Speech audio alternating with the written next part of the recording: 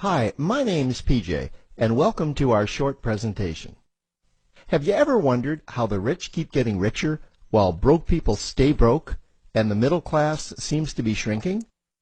Well, this isn't nearly as mysterious as it may appear when you examine the specific differences in how broke people, the middle class, and the rich spend their money.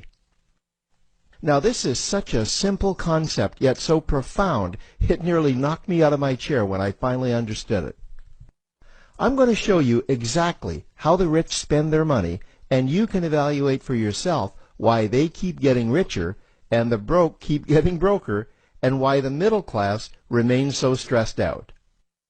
Now, to get started, I'd like to review some financial terms we'll be using during this presentation. The terms that you need to be familiar with are cash flow, which means money you bring in, expenses, which means money you spend, assets. Now, this is the most confusing one. You're probably familiar with the traditional definition of an asset, which is something you own or have equity in.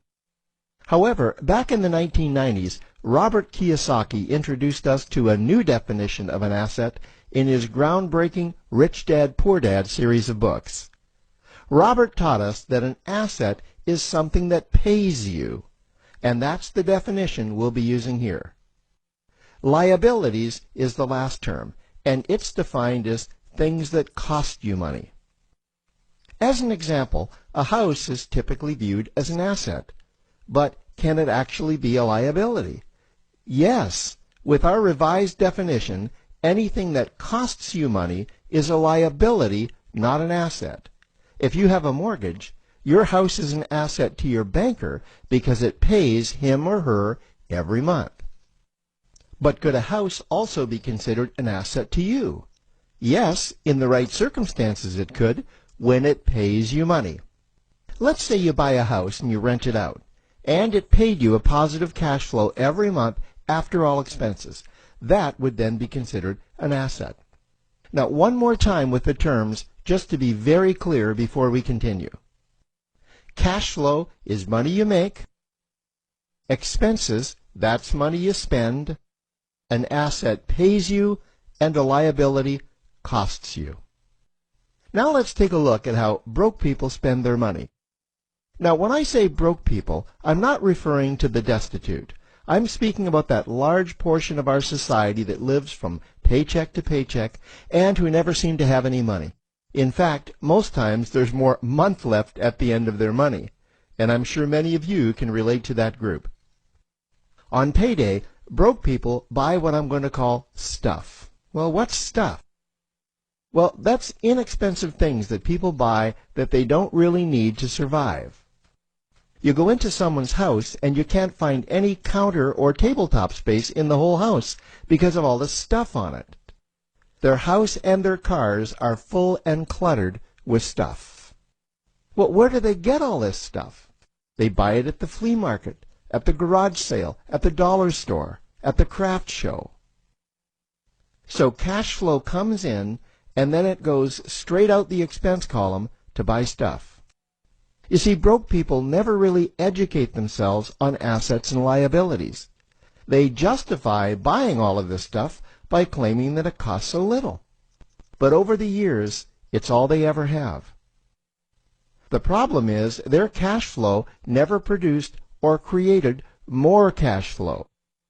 Now, please understand, I'm not undermining or taking any shots at this or any group.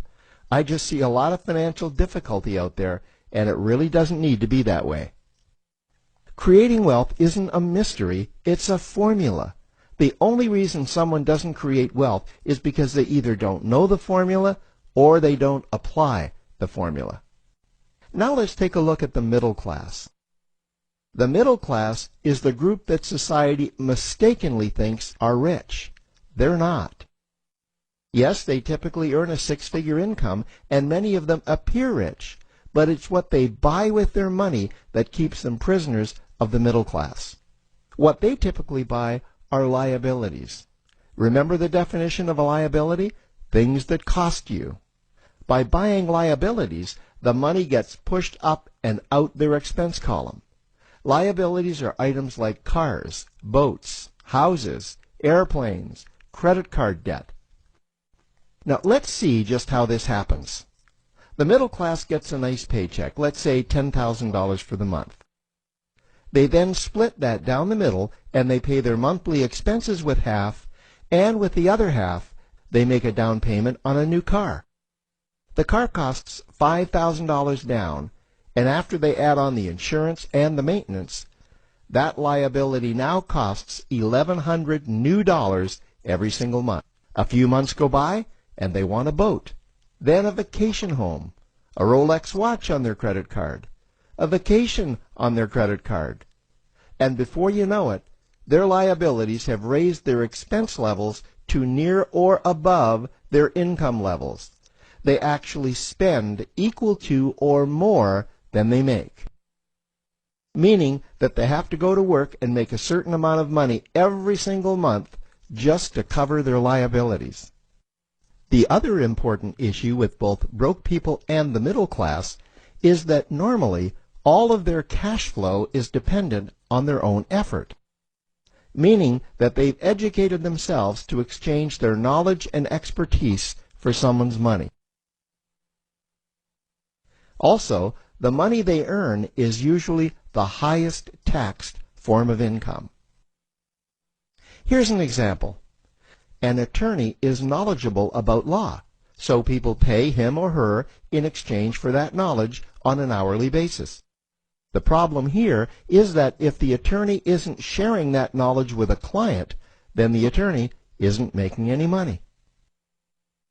This causes lots of stress and anxiety in their lives, and if you ever ask them to take an afternoon off to play golf with you, well, they very rarely can because of how much money it'll cost them to take that time off. On the surface, life's pretty good. The reality is that it's a roller coaster ride. That's the middle class. Now, I know this group very well because for a great deal of my adult life, that was me. Now let's take a look at how the rich people spend their money. Rich people acquire assets. Again, an asset is something that pays you. If you want to become rich, buy assets that earn you more money. The money cycle looks like this. Acquire assets that produce cash flow, invest the profits to acquire more assets that produce more cash flow, invest those profits to acquire more assets that produce more cash flow. The rich spend their money and acquire things that produce more money. Here are a few examples of assets that produce more money. Investments are the obvious ones: stocks, bonds, real estate. Education is another asset. If you learn how to do something that produces more money for you and you actually do it, that's buying an asset. There's a great quote that goes, "If you think education is expensive, you should see how expensive stupidity is." Another example of assets you can acquire that pay you are cash-generating opportunities, especially those opportunities that can create a passive cash flow. Passive meaning that once you build it up, the money continues to flow whether you're still building it or not. Here's a small example. Let's suppose you bought a pinball machine and you put it in a barber shop, and you don't spend any of the profits. You save them until you can buy another pinball machine and put it in another barber shop. This, by the way, was Warren Buffett's first business. If you don't know who Warren Buffett is, he's one of the top 2 richest men in America.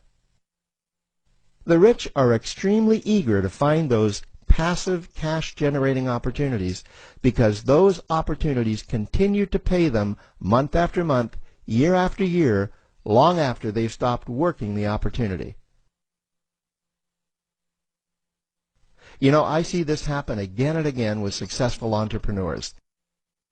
They find a passive cash flow stream that they build up, and it continues to pay them month after month, year after year. They then take those profits and multiply them in another passive cash-generating opportunity, and then again in another. In conclusion, here's what I've learned over the years. You can't find these passive cash-generating opportunities unless you're open to hearing about them. Then, once you find them, you must be willing to see what fits you and then act. Now, the reason I say this is that I once answered a hokey little ad that I ended up generating 7 figures from, simply because I answered that ad and then took action. These opportunities are out there. You just need to find them. You also must be opportunistic enough that when the right situation does present itself, you don't miss it. So remember, broke people buy stuff, the middle class buy liabilities, and the rich acquire assets, preferably cash-generating opportunities that can create passive cash flow. They then take that cash flow and invest it in another asset that produces more cash flow. That's the wealth creation formula.